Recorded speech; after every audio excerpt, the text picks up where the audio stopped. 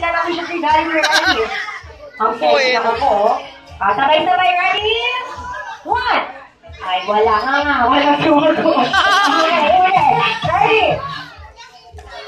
1, 2, 3, 4. 3 lang. O, dami pa gano'n. 3 lang pala. Okay, 3 wishes para kay Pershing. Ready? Oh, wait lang. Ayusin natin yung damit mo. Oo, pipinipicturan ka. Yan. Okay, ready? Happy birthday si Jollibee ay si Ershing. Wala ulit si Ershing. Nasaan po? Nasa labas. Si Ershing ay first wish. Si Ershing ay lumaking bata. Siyempre, maganda at healthy like ano? Sino? Sino sasagot? Sino?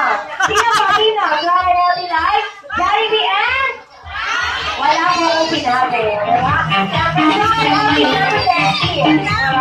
Second wish naman ni Jollibee ay si Ershing ay lumaking bata.